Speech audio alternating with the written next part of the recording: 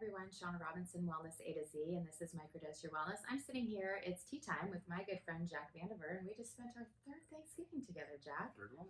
Third one. We bonded pretty early on though when we met each other. It was, well, one, I was HR and you do technical design, so you needed to fit male models, and you said they were going to be in their underwear, so obviously my office was the place to do that. But really, we did bond over yoga fairly early on after we got to know each other. We started doing Bikram together, but I think the most bonding moment was when you accidentally walked in on me naked. I think that really just... I knew this story was going to come up. Yeah. It reminded me of that episode of Friends. Yeah. Where, was it Rachel? I think Joey walked in on Joey Monica. walked in on Monica. Yeah. Right. Mm-hmm. And then she kept trying to see him naked. Yeah. And it didn't work out. But no. Yeah, so I walked in on Shana. In all her glory. You're welcome. And of course, it was her friend that walked in on her naked, instead of some handsome, straight lad. I mean, you're handsome and gay. It was very, yeah, I'm glad it was you. But no, really, I mean, I think to me, you're so chill in a city that is so crazy. Mm-hmm. And that's one of the things that has always been one of the most attractive qualities to me about you. Mm-hmm. So we met at work, like I said, you do technical design, but you also teach yoga and you're going through meditation training. So what style of yoga do you teach? Well, I teach Hatha yoga, mostly vinyasa flow classes. Lately, I really have, my favorite is to teach either basics or to teach restorative. And the way that I teach at Kula Yoga, just here and there, not regular classes, just because of full-time work gig right now. But I found that what people all over the world, and especially in a crazy city like New York, really need is restorative. And I think one of the biggest reasons is because we don't know how to relax on our own. Like, it's actually, in my opinion, something that you learn to relax in a way that's restorative for your body. And I think what it really does is it kind of almost recalibrates the system so that the mind and the body become a little bit more integrated. And you teach a lot of yin classes, so quite similar in the sequencing or in the I guess the just ideology. To get people to chill the fuck out. Yeah, I mean, people need it, and it's funny because the way Kula set it up is they do an hour flow class, and then the last 30 minutes, this is Archer, it's a puppy. He can totally What's that? He can be in it. Yeah. Archer, he has a come up here. routine. Come up here. He's like, nope. Oh, he's hiding. But yeah, I think that the magic of restorative yoga is, at Kula, is that they trick them into it. Because you do an hour flow and then the last 30 minutes is kind of like, you just chill out, we guide you through it, we calm the nervous system, which is like the biggest thing. And I think that all of it is, in its right frame of reference, what yoga was intended to do, which is to prepare us for, a seat in meditation. And so when you have that restorative piece, it starts to transition from the more active into something a little bit more calming for the system, and then your body is fully integrated and also trusting your mind so that you're prepared to kind of like, you're rooted. So that's one of the reasons I love to do restorative yoga. I think that was so beautifully said. I mean, similarly, I love to practice. I'll do a hardcore 90-minute practice, and then you push yourself, kind of that very yang style, and then going into a yin class, it's just like going to church. You're like, I'm so open, and you sleep. I don't know, I sleep like a fat little baby when I get home. You're just like, absolutely. Yeah, that's amazing. So you're also going through a meditation training. So what, made you decide to seek out training? What is your own meditation practice like? Well, I think that ever since I was a teenager, or maybe more like college, I found myself kind of meditating. And I don't know that it was really that I knew what I was doing, but it was more something that seemed natural for maybe my personality. I always ask questions about who are we? Why are we here? What's going on?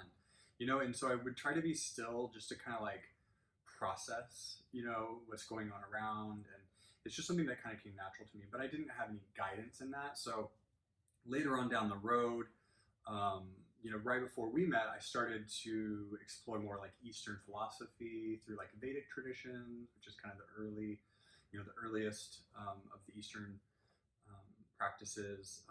And then I was just kind of like learning about it, and then discovered yoga, which became such a transformative practice because it really helped me to get a little bit more out of my mind, which is where I was really so heady, so airy. And then yoga really gave me a base, like a firm root, which I feel like you need the two if you're going to meditate. You really need to have something that gives you a foundation and gives you embodiment, because then you're able to explore the mind with safety, with a calmer nervous system. So then I discovered just recently a meditation studio in the city called Mindful, MNDFL, so no vowels. Of course, we had to truncate it in New York City. Everything's got to be abbreviated. Yeah, exactly. Gotta save time. It's lovely studio, and the teachers are from real traditions. I mean, all of the teachers that have been practicing, the main senior teachers have been practicing for 20, 30 years.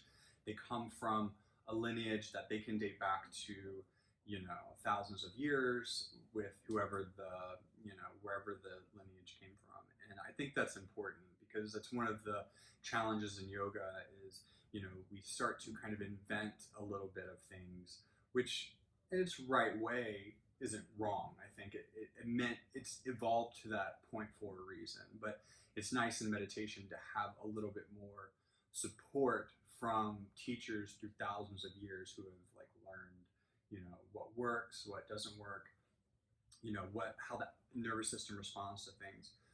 So we're doing a little bit of 300-hour teacher training. Say a little bit, but it's 300 hours. That's lengthy. Yeah, it's 5 months. It's beautifully designed and great teachers. And then as far as my practice is concerned, it kind of has really changed having guidance. And sure, previously I just really did whatever. I just let the mind wander, sit and just kind of see what thoughts arise, which is a meditation technique. Mm-hmm. But here with this training, our main focus is on shamatha practice. What is that? Not Shanaka practice. That's too bad. I love everything to do with Shanaka practice. But shamatha, which it means peaceful abiding. And what it is, you can put your attention on any object. The most used object is the breath. Mm-hmm. Just because the breath is something you always have. If you're alive, you're breathing. So anybody can do it really at any time. So it's something you can take with you. You don't have to have an object with you at all times in order to do it. So right. You can do it, on the subway if you live in New York City. You can do it in traffic if you live in LA. You can do it at work. I do it all the time when I'm, right before I go into a meeting or whatever, and I take, just 2 minutes to focus and watch my inhale, watch the exhale. And what I find is really important is to watch the spaces in between.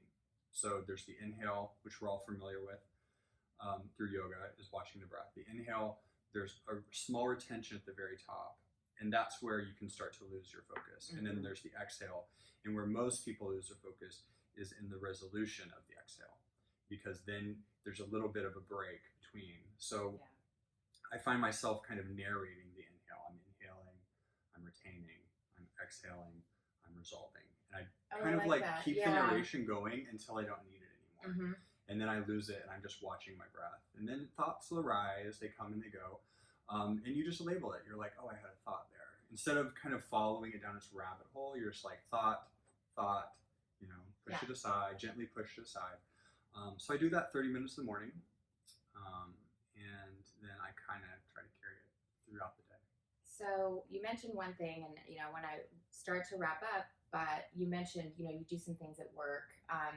What are some things that you would recommend people can do at work, or how would you recommend somebody get started meditating, or both? Well, I think that there's so many avenues right now, and meditation is just becoming something people are interested in, and it's so accessible, but it doesn't always seem like it's accessible, because it's nice to have a teacher. Mm-hmm. It really is. But there's so many resources. If you don't live in a city that has a studio, then there's tons of resources such as apps. And I'm going to recommend Insight Timer, Okay. which I love because it has a lot of features that other apps maybe don't. It's a little bit more diversified. It has the timer app that has bells, so it can ring when it starts, and then it will ring when it's time to end based on what time you set it to. But then there's also a lot of guided practices from teachers that are well respected. And it's free mostly. I mean, you can pay a subscription for a little bit more advanced features, but the timer part is free. But I would say one of the best practices to start with would be something like a shamatha, which is really just beginning to focus concentration on one object. And then you get used to it. Your brain actually develops neural pathways that supports it, and so you get better at it every day. It's just like anything, you get better at it. And it really begins to help you calm down the nervous system, to have a little bit more clarity in your life. So you're slowing down time, is kind of how I look at it. So I think one of the best things that people can do is the app, go to a meditation studio, find a class, a yoga class that maybe has some meditation involved in it, because there are classes out there like that. So I definitely think everyone has access to it. It's just a matter of kind of doing some research, I think. And then the last thing, really quickly, what something that you could do at work that kind of helps, because people get stressed the F out. Yes, well, I would. Yeah, I personally have. There's the meditation. I have a lot of essential oils, which are really powerful if you know kind of how to use them. And there's so many that are calming for the nervous system. So anything that is very earthy, so like vetiver, which is a rooty essential oil. I love firs, like Siberian fir, Douglas fir, spruce. So like anything that's very foundational is going to bring you down. And then you can also layer in something a little sweeter, like ylang ylang, which is one of my favorite, even though it sounds like a dirty word or something. It does sound a little dirty. Yeah. It's very soothing for the heart. And then add something like a bergamot or like a grapefruit or something citrus that's just light and kind of livens you up. Because then you are like really stretched in both directions. That makes sense. And then you can kind of walk into a room having a little bit of a calmer nervous system, a little bit more rooted, and also have a little bit more upbeat lift to you. So you're not, kind of tense down, but you're still firm. Opening up. And you're open. Yeah. So awesome. Essential oils are the best. Yeah. That makes sense. Well, so what I hear is if you want to get started in meditation, an app, which Insight Timer. Timer. There's lots of others out there as well. Yeah, but meditate. Yeah, is a great one too. And then how do you say the type of Shamatha. Shamatha. I'm sorry. Shanaka. Shamatha. It rhymes with Shana. Shamatha. It's the narcissist to me. And then essential oils, and something that is super grounding, and that's awesome. Well, thank you so much, and thank you for this amazing tea. It's so good. It's great, right? And rearranging all of your furniture. That's what we do here. Well, thank you so much, everybody. If you have any questions, drop a comment below, and we'll see you another time.